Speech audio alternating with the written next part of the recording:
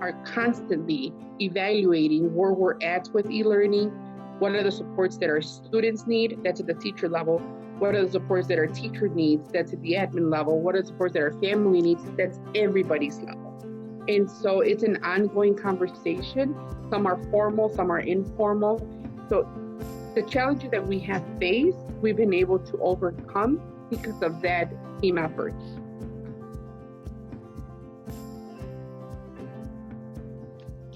Okay, welcome back, Juan Corona and Maribel Taboada. It is our third interview. Hard to believe the third time that we're chatting for the In This Together docuseries.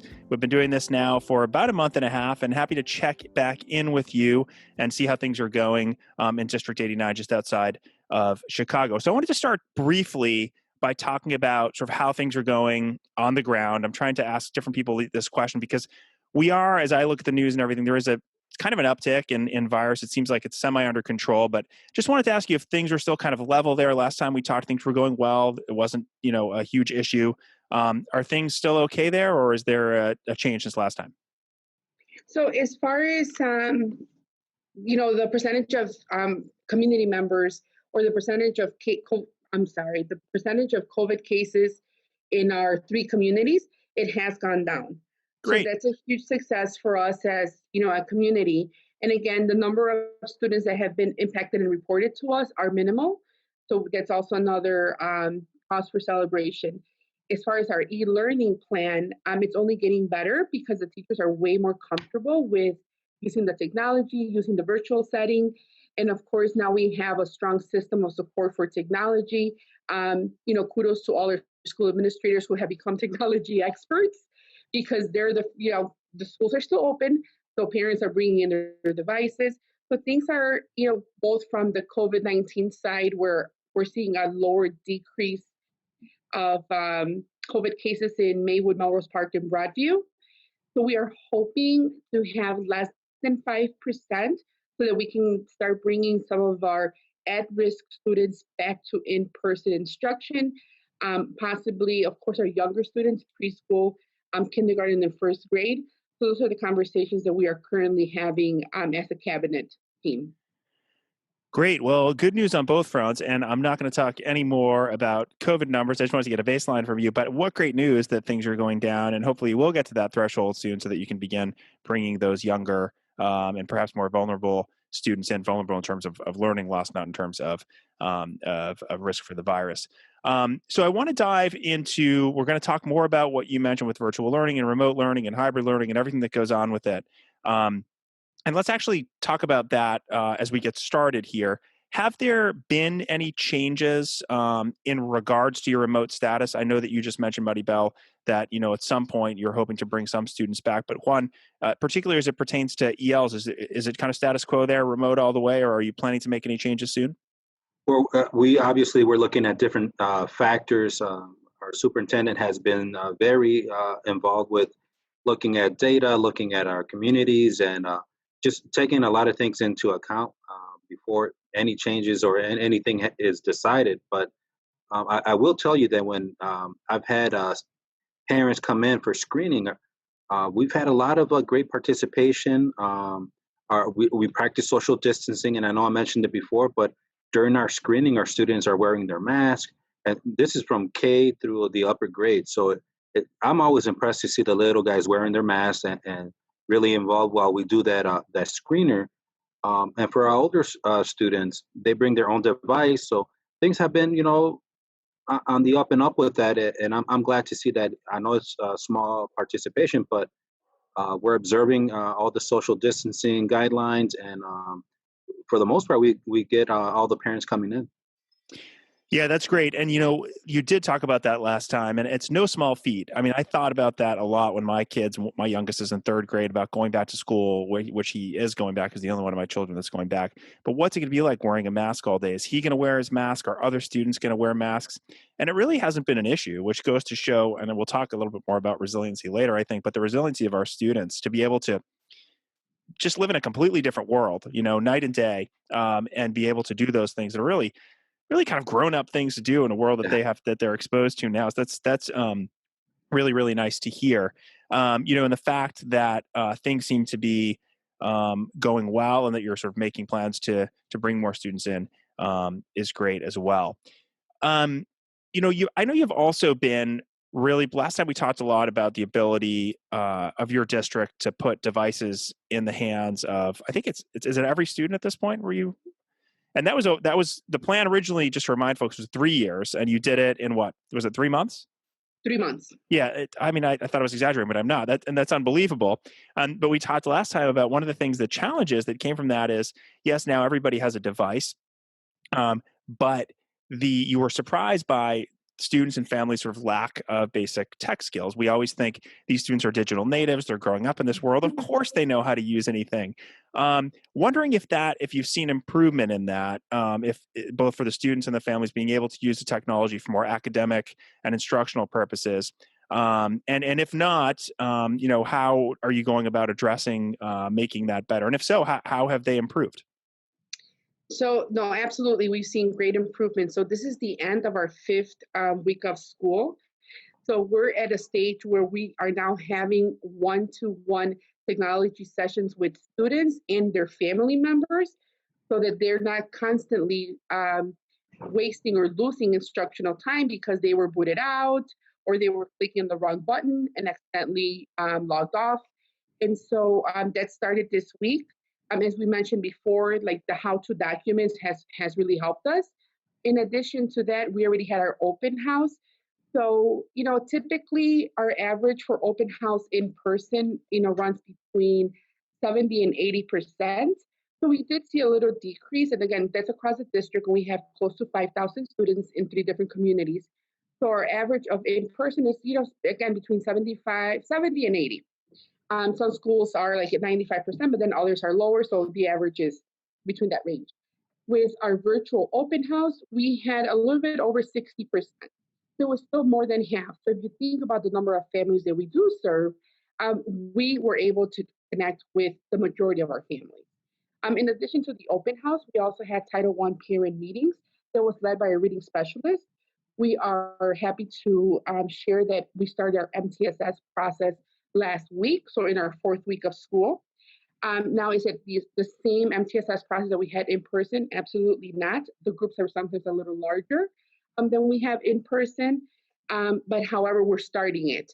And so we had decent turnout in elementary, but we were pleasantly surprised that at both middle schools, which we had never seen before, we had about 50 to 60 parents attend the Title I meeting.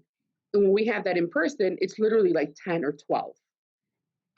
So that was from open house to the Title I meeting. This week, we started map testing in person, our students in primary in both of our schools. And so while the students are testing, the principals are taking that opportunity to do like a parent workshop with the parents. And at one school, they were teaching parents how to use the parent portal, which means that they can stay informed as far as students' grades, attendance.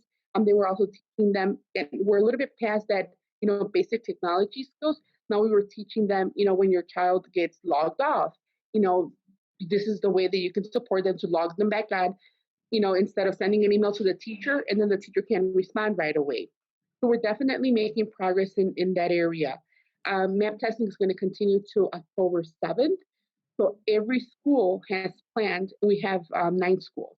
So every school has planned some type of parent workshop or activity so the parents know how to support their child at home if we continue with the virtual remote learning for 2nd quarter.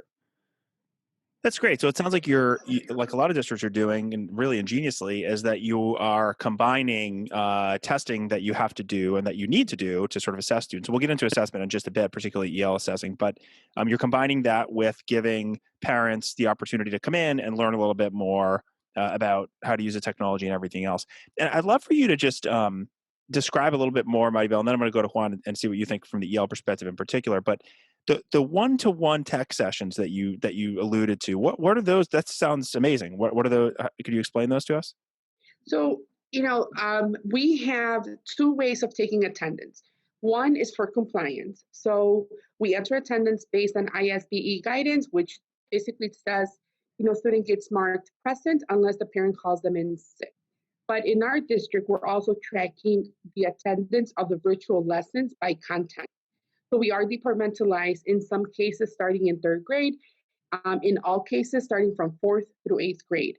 So then if a teacher is noticing that a student is not participating in the live virtual lessons, or the students are reporting that they keep getting logged off, or the parent communicates to the teacher via Dojo, Teams, or whatever means available, again, I keep reiterating to our educators, it's not about what, but making what we use, but it's about making sure that we are responsive to our parents. So we schedule those one-to-one so that the parent can see that the student is able to do it. They may be choosing not to do it. Mm-hmm. So Yep, those accountability. are the cases that we're finding. They have the skill, but not the will to, attend the virtual lessons. In some cases, one in particular, it was a language barrier. Mm-hmm. So of course, with technology, it's, as long as you can read the word leave, you may not know what it means when you're reading it in your native language. But if somebody tells you, oh, that means that you're going to be kicked out, you're not going to click the button leave anymore. Yeah.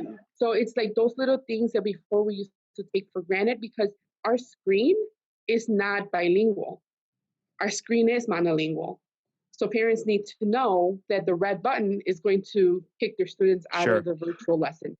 They need to know, the little check mark. What does that mean? Luckily, it does have visuals for the stop video and the mute, so that helps. One of the things that I forgot to mention in the previous question, just yesterday, we received an additional 450 iPads that are going to be distributed to our preschool students. Oh, wow. So they were the only group of students that we had not received the iPads because when we put in the order, California had ordered like 1 million of them. And so they were in back order, but we just received them yesterday. So they're getting prepared, whatever that means in the technology world, so that we can put them in the hands of our youngest students. That's great. So equity all around in terms of access to devices, including those really young kiddos. So Juan, I want to go to you for a second because Maribel did just mention language barrier, that can be an issue. It's sometimes, you mentioned it's not the skill, it's the will, and that is the case many times, but sometimes it could be a language barrier. So my question to you is the same, like in terms of, are you seeing technical issues come up specifically as it pertains to English learners? And if so, how are you going about resolving those? And if not, how have you managed to do that? Sure. I think in many cases, our parents are communicating with our staff, whether it be their dual language teacher or even their ESL resource teacher. And in one case that I'm aware of, one of our ESL teachers, Guadalupe Taylor, actually takes time during her office hours to call the parent, walk them through the steps, indicate exactly what Maribel was stating, what all the little bells and whistles are for Zoom, so that the parent as well as the student is aware how to navigate through it. We're very lucky here that our tech team incorporated Clever.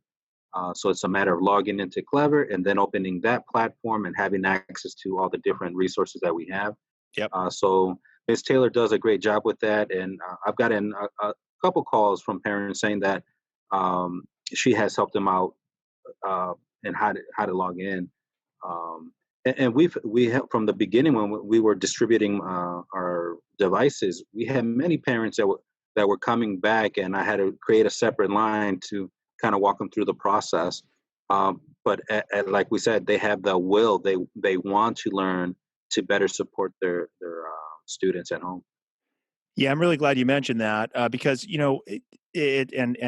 kudos to Ms. Taylor. Is that her name? Yep. I want to make sure I got it right. Great. And I'm sure there's many others, both your district and many others, who are doing that work, which is extra work. There is no doubt about it that it's extra work. But in times like these, it's a complete investment because once you walk somebody through that completely, now they know how to do it. Their student or their child knows how to do it. You know that they have the skill. So if there's an issue, it might be or another issue that you need to deal with. But that's great.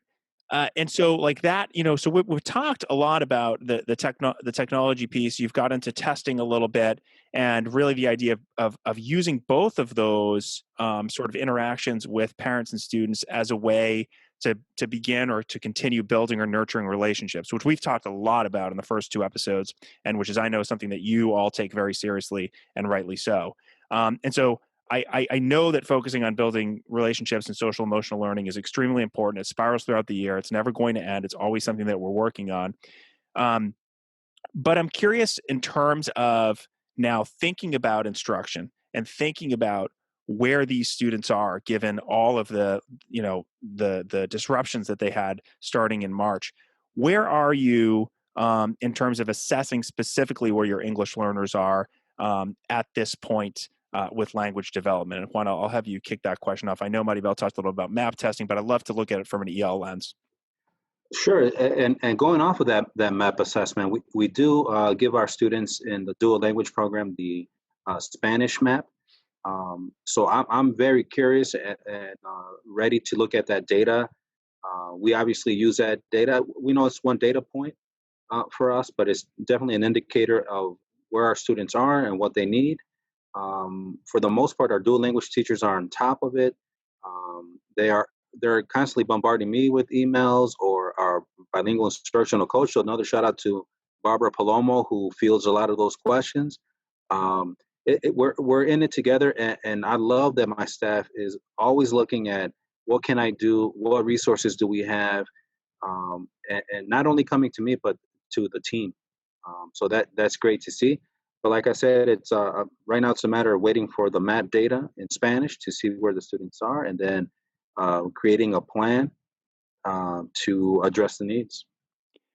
Yeah, and how nice would it be if they could fast track that data right now? You said it's only one data point, but the lack of data that we have right now, at least in the last 6 months or so, it can cause some anxiety. So I know you're probably really looking forward to getting that back, and I hope you get it back soon. And with that idea comes then you get that data, and that's great, but then you do something with it, which is my next question. One I'll address this one to you as well. I know that you're probably looking for that data and more of that data to be able to group students and differentiate effectively. But have you been able to do that yet, to sort of ensure that English learners specifically are getting equitable access to instruction, or is it really just almost too impossible to do that now without the data that you need? No, I mean there's challenges to it, but I think what we're looking at right now is looking at those can-do descriptors from our access data. But then just that we talked about it earlier, the collaboration between the classroom teacher and our ESL teacher, because it's more intimate environment. So they're looking at their students and they're asking, what else can I do, which opened the door for that collaborative nature to build that organically. So it's pushing those can-do descriptors. I've been meeting with building leadership to discuss MTSS as it pertains to our English learners, and overall how to best support our students. We're big fans of the SIOP strategies, so we're looking at, and we've trained a lot of our teachers in SIOP. So what we want to do is make sure that everyone understands that those SIOP strategies are great for all students. But to tap into our ESL resource teachers that have that training and help whole class. Yeah, and your answers to the last 2 questions remind me of the last episode, and I ended up titling that episode "All Hands on Deck" because you mentioned that over and over again, both of you, about how important it was that you had such a collaborative team and groups of people working together. And you did mention last time, and you just mentioned now, the idea that content teachers are welcoming and asking for help from EL specialists, which, for the layperson may sound that's totally normal. That happens all the time. But, in our experience, sometimes that doesn't happen, and not because they don't want to, but because they're busy. And one thing that I thought was interesting, the word that you just used, or expression you just used, one was this more sort of intimate connection. And it sounds counterintuitive because we're remote and it's a different world. But how are you seeing? And Maribel, maybe you could take this question from the general sense, so we could go down to Juan. How are you seeing that collaboration evolve specifically between EL specialists and content teachers over the last few weeks since we last talked, in that hybrid or remote really environment that you're in now? So one of the systems and structures that we have set in place that has been solid for the last 5 years since Dr. Negron became our superintendent is the concept of professional learning communities. And we're not just saying PLC to say PLC. And so, when we did put our e-learning plan together, we always have that in mind. We function as PLCs, and we know with in-person instruction, we see the teachers planning together. There's designated planning time. But when we were creating the virtual schedules, the principals were creating the virtual schedules, I don't remember ever saying, make sure that, our ESL resource teachers have common plan time with our gen ed teachers. In conversation with Juan, I don't think we ever made that explicit. However, because it is so embedded into what we do, as a district, that when we are now reviewing schedules because with the MTSS process started last week, and with the new data coming in, we plan to complete it by October 7th. We're looking to see, are we going to have to revise some schedules to maximize our human resources? And I noticed common plan time, and they have like 4th grade team with, Miss so-and-so. And so I was telling Juan, I said, oh my God, even though we weren't really explicit, they continued, that they have to continue to do that. The principals did it because it is part of our culture now. Again, I've been in the district 8 years, and when I would say common plan time, well, again, this was 8 years ago. It would be, so you mean the ESL resource teacher needs to plan with us? Well, no, yes, absolutely. That's exactly what I mean. So fast forward, 8 years later, and in the middle of a pandemic, they did it on their own, meaning our school leaders. And teachers are looking for that ESL bilingual resource teacher to share some of the strategies. Now, some of the feedback that we received, I am fortunate to have a team of 8 administrators. So I have 5 coordinators, 2 directors. Juan is one of them in my curriculum department, and myself. So we visit PLCs. We are now at the stage where we are visiting virtual lessons to give feedback. And so we want to see like a spectrum of where we need to support our teachers. So it's not for evaluation process. It's just so that we can determine what are going to be the professional needs of our teachers so we can start offering staff academies after school. And so one of the huge things that came out of that was middle school teachers expressing that students are truly taking ownership of their learning. Because once they go into the breakout room, they are with an adult, but it could be an instructional assistant. And if they are with the ESL resource teacher or the special education teacher, that teacher is responsible for delivering that lesson and ensuring that that student is accessing the content. And so that's been great. The other thing that came out of this virtual world now is that because you can't be walking around checking in that students are completing their work, you have to trust it when you tell them, my STAR group, log off, because we can't have students unattended in the breakout room. We've learned that. Yep. And so they have to log off. But when they're logging off, it's that asynchronous instruction, and the teachers have to trust that they're going to do the assignment that was assigned to them aligned to the lesson that they just delivered. When they come back on for their, last 10, 15-minute check-in, the students have completed the assignment. And if they were not able to complete it, they have specific questions, as to how can I complete this assignment? So that ownership, stretching their thinking, advocating for themselves. So that's, hearing that from middle school teachers through PLC this week was like music to my ears. Say, that's what we want to do. I'm really glad that you're mentioning how it sort of trickles down to the students, because that's crucially important. Everything that we do here, we're talking a lot about how you're working with your teams, with your EL specialists, with your content teachers, how you and as a leadership team are making these high-level decisions. But if that doesn't trickle down to what students are actually doing, then, what's the point? But, obviously teachers need to be supported to go about doing that. Juan, I wonder if you had anything to add about sort of what you're seeing about that collaboration and how it's evolved between EL teachers or EL specialists and content teachers. I think in the past, especially at our middle school level, our students are constantly moving from class to class. So if the students miss their their EL support, they will catch it in their class. But here, just the need of the breakout sessions has built that collaborative piece. What happens when Juan leaves your classroom and goes to the next from math to reading, and how can we best support that? So that it's growing, and just I've had gen ed teachers send me emails. I've had principals ask me for support. It's not just my department anymore. We're embedded across the district, but I think this remote setting has really flushed it out so that we can be more support. Yeah, and I'm hearing this not only from districts like yours who have a high percent of English learners, and where, we've talked about this before, where if you're a teacher in your district, you're going to be working with English learners at some point. There are many districts that we speak with and that we work with and that are even on this series that if you're a teacher, you may not have English learners in your classes. However, everybody benefits from collaboration, and everybody benefits. Good instruction for English learners is good instruction for everybody. We hear that all the time. We're preaching to the choir.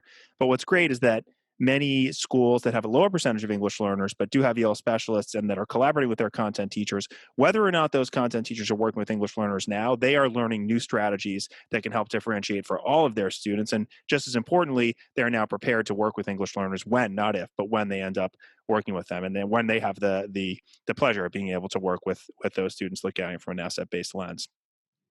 So I'm really glad to hear this collaboration is happening, and it seems to be happening more now in really every district that I talk with as a direct result of remote learning, which is really interesting.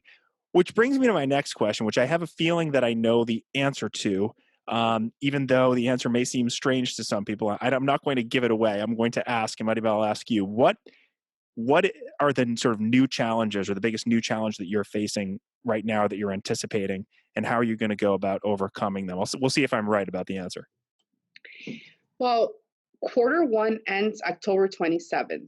And as I mentioned earlier, we are meeting to decide what's going to be our instructional model for quarter two. The one thing that I forgot to mention earlier is that not only are we in this virtual setting, but we're also piloting standards-based grading.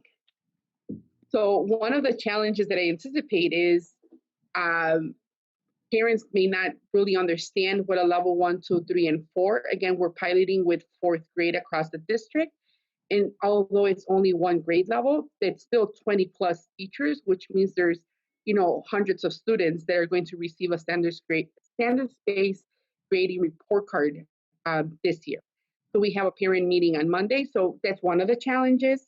It's not the same explaining a report card, face to face during parent-teacher conferences as it's going to be through a virtual parent-teacher conference. We are being proactive in having parent meetings to explain standards-based grading, but that's going to be a challenge. It's also a challenge for our teachers to learn a new grading system virtually. Because again, I can't sit next to them and show them, well, this is how you enter it, this is how you analyze it. You may notice I'm sitting at a school because I am meeting with principals so that they understand how to grade and how to use the rubrics and how to enter the levels into PowerSchool so that they can be the support for the teachers. Because again, empowering, building capacity of our school leaders. So that's, again, SBG challenge. Making that decision of who's going to come back first, for me, it's a personal challenge because we keep saying, our English language learners are that at-risk category. That's how they are labeled in the ISBE guidance document that was released over the summer. Of course, our special education students are also in that category. In our school district, we look at all our students, right? And so when we look at our data, especially when we look at our data over time, we do have monolingual students that are performing sometimes lower than our English language learners. So, in my position, I have to worry about close to 5,000 students, and I'm grateful for Juan because he does too. He's not that director that just worries about, the 1,500 students in his department.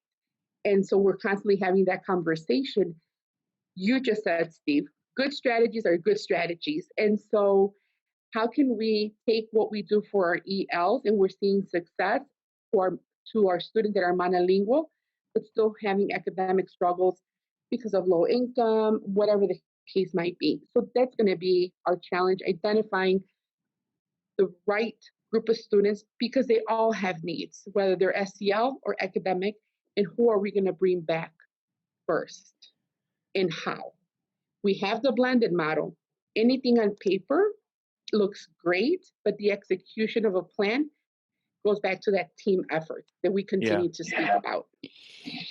Yeah, so it sounds like two major things. One, that new standards-based system that you have in place. That's tough no matter what. I've been through that as a teacher, in a face-to-face environment. It's not easy. In a virtual environment, that could be even more difficult. And then it sounded like the second thing that you were alluding to is what the next steps are going to be and how do you decide who goes back when, which, by the way, is what I was thinking that you were going to say. I should also mention that it's a really good sign and evidence that we chose the right people to be on in this together, that you are at a school as an assistant superintendent right now. So I just wanted to throw that in as well.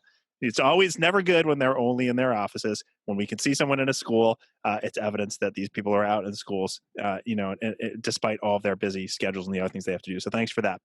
Juan, anything to add there? Would you echo those as being the biggest challenges, or what is it for you thinking about the next couple of weeks?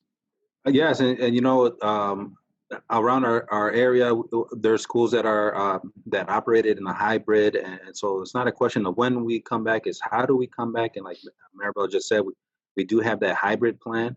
I think there is a lot of nervous feeling for some of us. I do know that over the summer and with our teams, we were very meticulous on what we want to do and how we want to do it.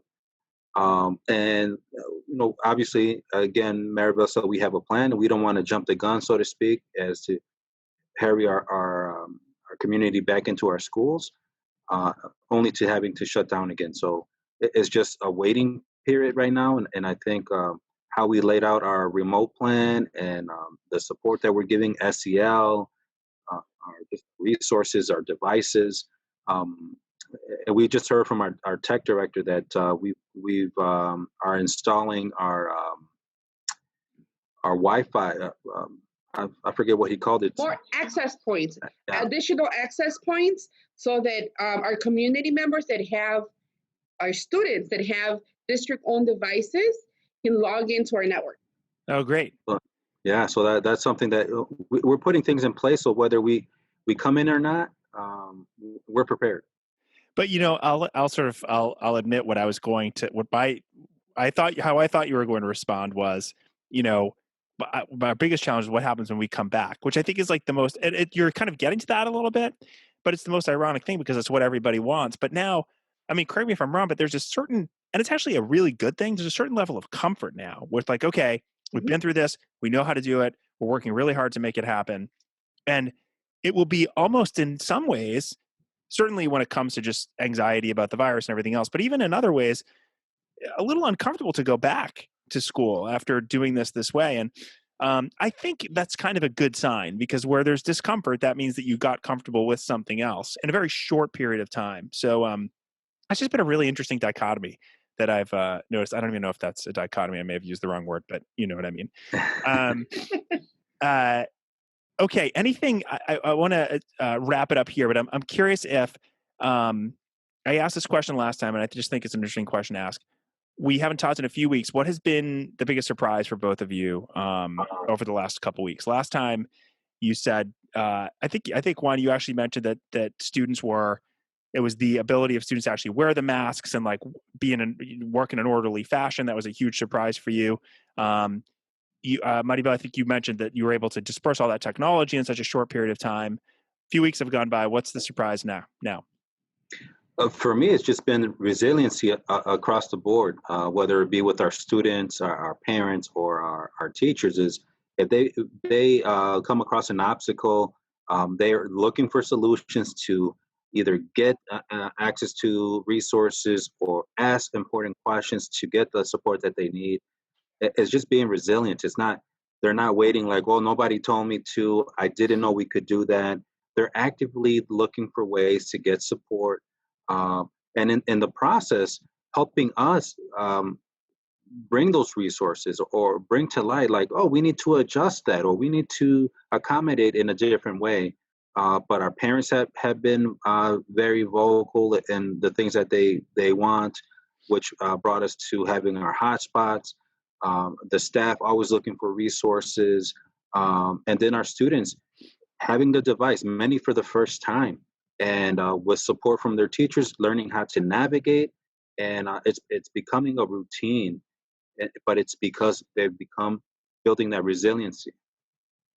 That's great. So resiliency in a variety of ways. And I have to say, I don't know why you're surprised about these things anymore, because every time I speak with you, it seems to be that people are doing great things over there. It seems to be the common denominator. But the resiliency and the collaboration, I think, are huge assets that you all have there. Maribel, for you, is it the same, or you have something different? No, I mean, I would agree, 110% with what Juan just said, and we do have a lot of great work happening. And I think, I would be lying if I didn't say we also have our challenges, but I think because we are collaborative and we have the right people around the table when we're making decisions, again, going back to from our school level leaders to our union executive board, our teachers, and, as cabinet coordinators, any challenge that is presented, we go into problem solving mode instead of just getting frustrated. So I don't want to come across as, everything is, going great. It is, but I think it's because we are constantly evaluating where we're at with e-learning. What are the supports that our students need? That's at the teacher level. What are the supports that our teacher needs? That's at the admin level. What are the supports that our family needs? That's everybody's level. And so it's an ongoing conversation. Some are formal, some are informal. So the challenges that we have faced, we've been able to overcome because of that team effort.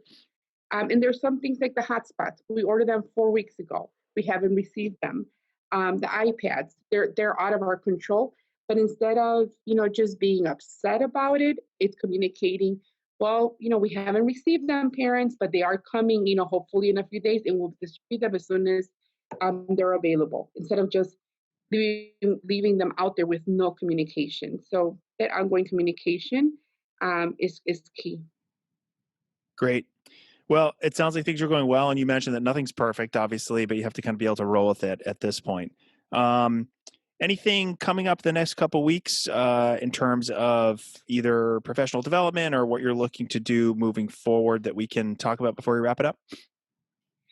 Yeah, so as far as professional learning, we are continuing our work with Dr. Jose Medina. He is the co-author of the Dual Language Guiding Principles. We are going to have, as I mentioned before, our parent-teacher conferences. So that's some form of learning for our parents. We're going to have standards-based grading, parent presentation, and teacher presentation coming up. Another huge goal that we have in District 89 is, of course, being culturally responsive. And so we're going to start CLR coaching with Dr. Shiraki Holly. So although we are in this, again, virtual world, we continue to move along with our district's goals that are laid out for us in the strategic plan. And I think that's what keeps us together. It keeps us motivated. Juan can see I check off every time we start, I'm working towards a goal.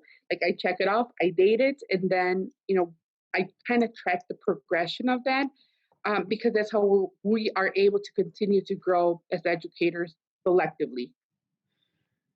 Great. Yeah. And I'll just say that in terms of Dr. Jose Medina, I'm going to be speaking with him next week on the podcast, which I'm really looking forward to. It'll be an interesting topic. He has a lot of really good and relevant, especially now, relevant stuff to share. And I'll leave it at that.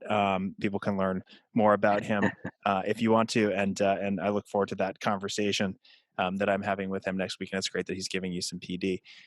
Well, that is it for our third episode. I want to leave it there. Looking forward to the next one. We'll do at least one more before we do something different in a panel style, which I'll talk about a little bit later. But I want to thank you again. I'm very grateful for the time that you've given us and the time that you'll continue to give us. And it's really great to get a peek inside what's going on in your district and find out what's happening. And hopefully this is helpful for others as well. So thanks again for joining us. Thank you, Steve. Thank you.